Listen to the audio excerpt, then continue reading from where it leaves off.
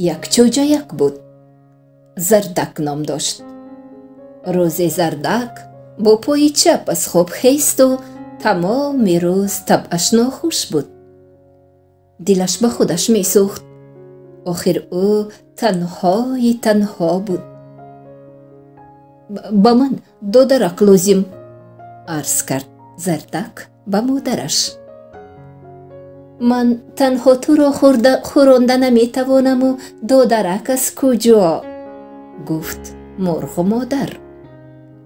در همین وقت در کنج دیگری همین حویلی دوستان جانی، دزدان نامی، گربه و گوسپند صحبت می کردند.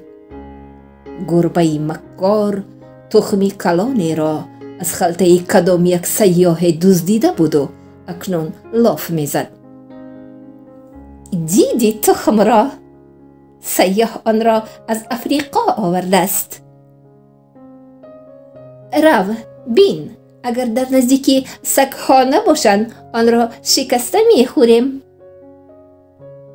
قرر صدای از شکم گربه بلند شد و گربه گرسنه با تمام قوت به تخم با مشتش زد. تخم نشکست. همین است مگر؟ گربه 10 قدم دورتر رفت و دویده آمده با تمام شست خود را به بالای تخم پرتافت. نه، تخم نشکست. اگر شاخ می داشتم، گفت گربه. شاخ با من چی لازم؟ یک گوسفند کلان دوستی من. روم و او را یابم با شاخهایش زده تخم را شکند. گربه رفت و به نزد تخم زردک آمد.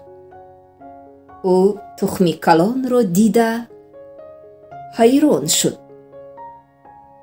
از داخل تخم صدای توک توک می برآمد.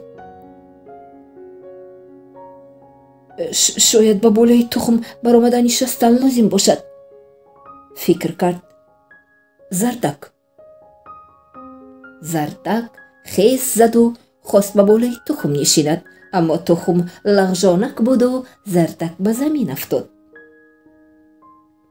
تخم قرصی کرده شکست و از درون آن کله کلوله نمایان شد.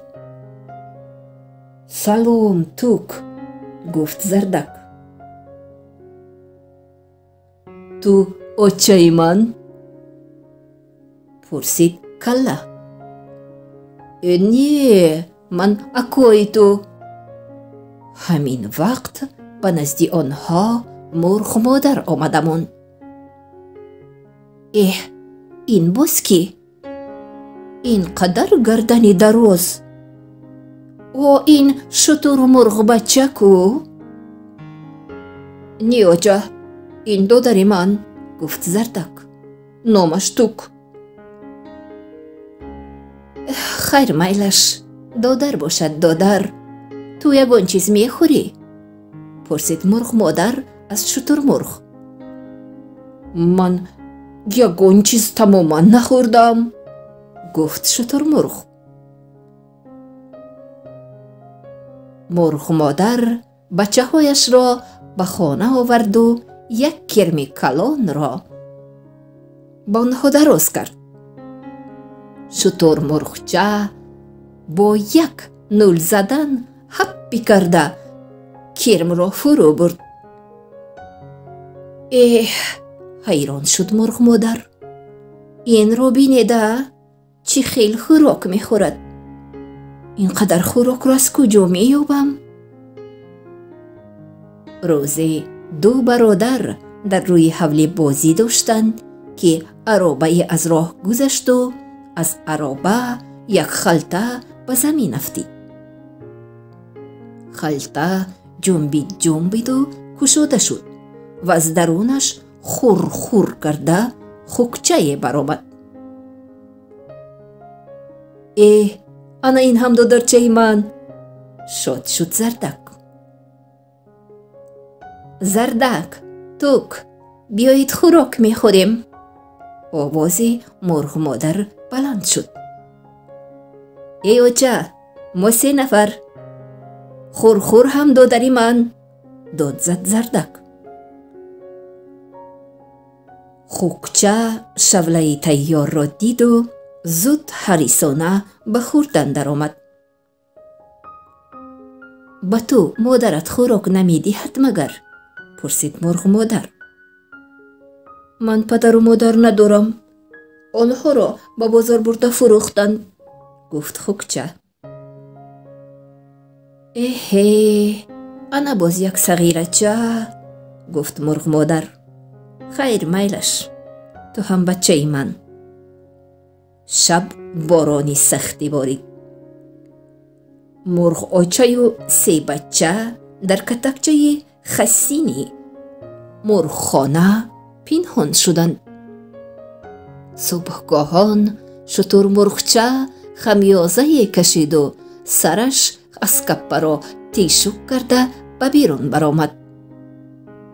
او سایه های عجیبی را دید. این سایه گرگ و گوسفند بود. آنها تخمی گم شده را میکافتند. هی گردن دراز، تو از کجا پیدا شدی؟ پرسید گربه. از تخم کلان، گفت شترمرغ. در اینجا چی کار میکنی؟ پرسید گوسفند. مرا مرغ مادر گرفت، من اکنون بچه او. مرغ دوست، مرغ دوست، بچه دیگرها را میدزدد، شرم و حیا ندارد، گفت گربه.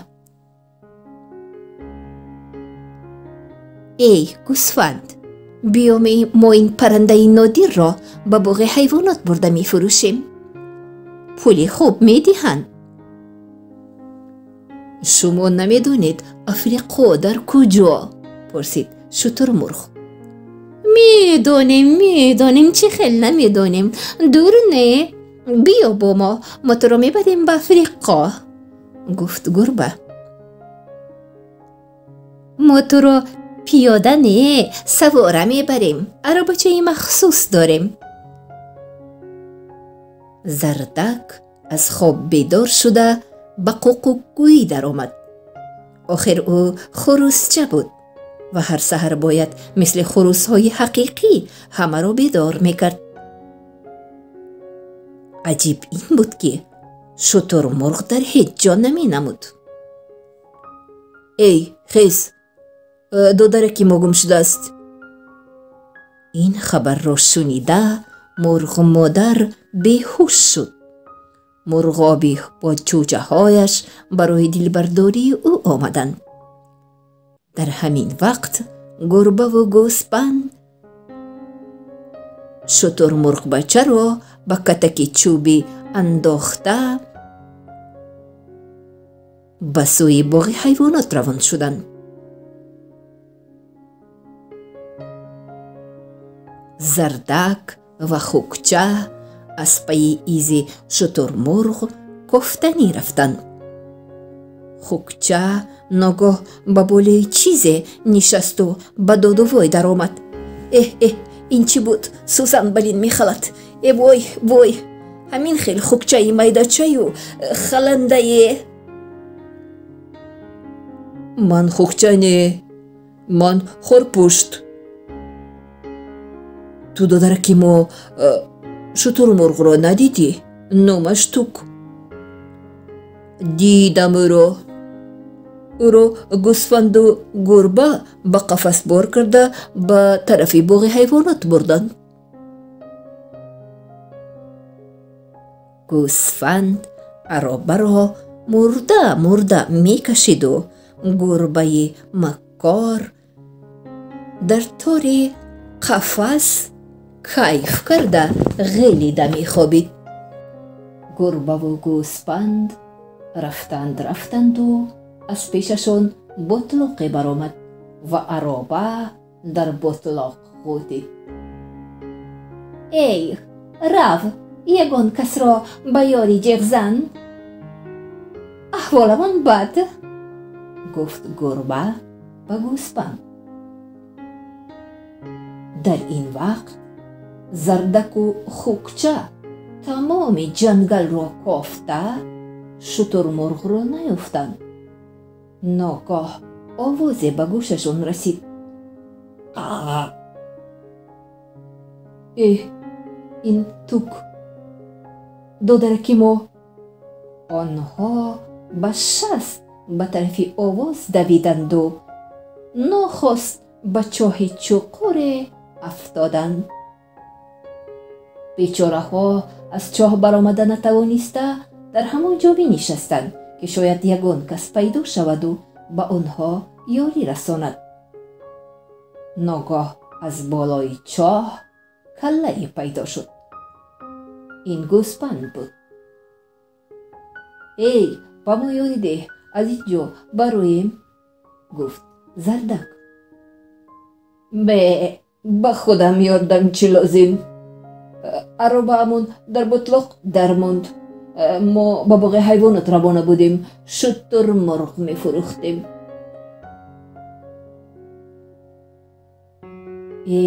این دو درکی ما کو. غمگین شدند خوکچه و زردک. گوسفند رفت و از کجای خورپشت پیدا شد.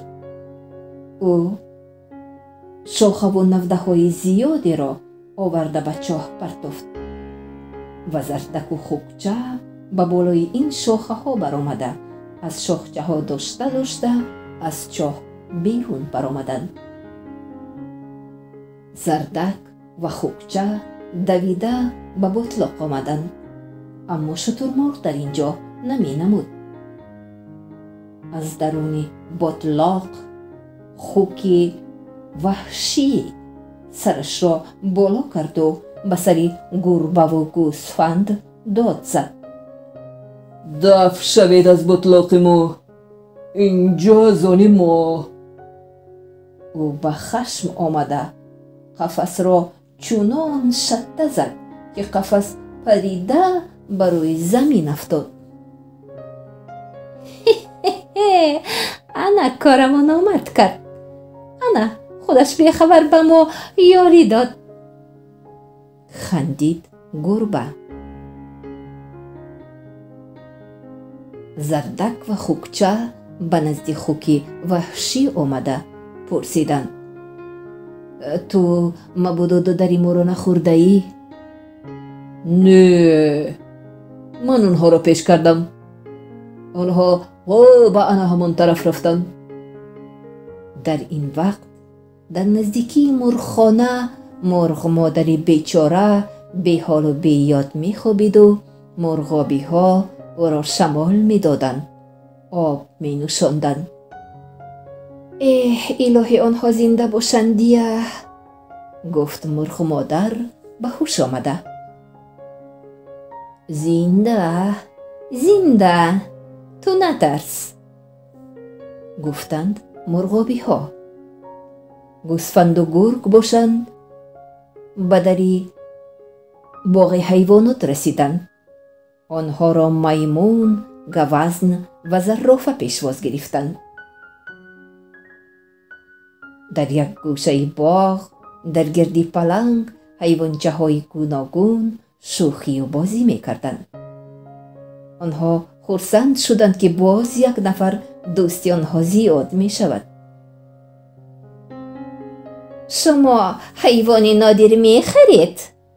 پرسید گربه از فیل. می خریم. فیل خرطومش را پوری آب کرد و آب را به سوی گربه و گوسفند چاشید.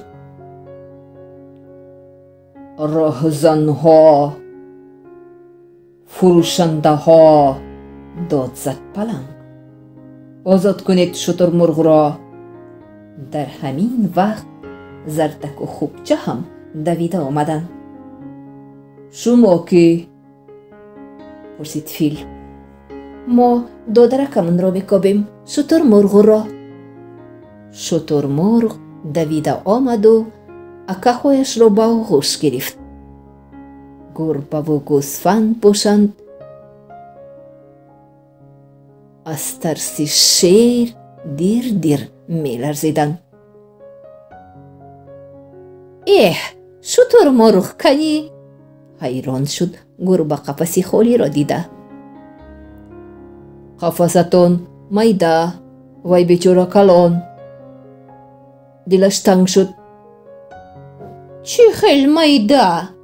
ана мо ду каса меғунҷем, бинед, гуфт гурба ва бо гӯсфанд ба қафас даромаданд ва фил ҳамон замон дари қафасро маҳкам кард.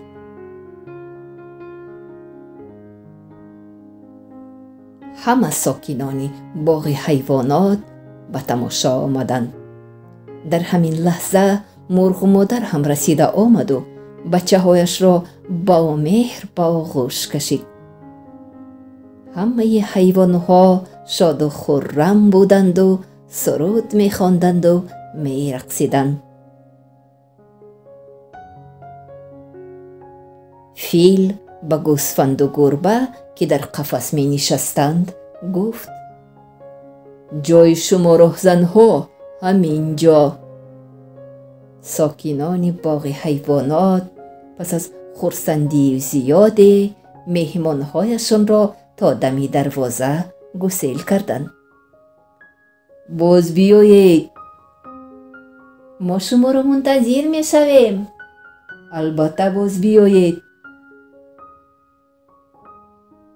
мурғ модар бо фарзандонаш шодона роҳи хонаро пеш гирифтанд.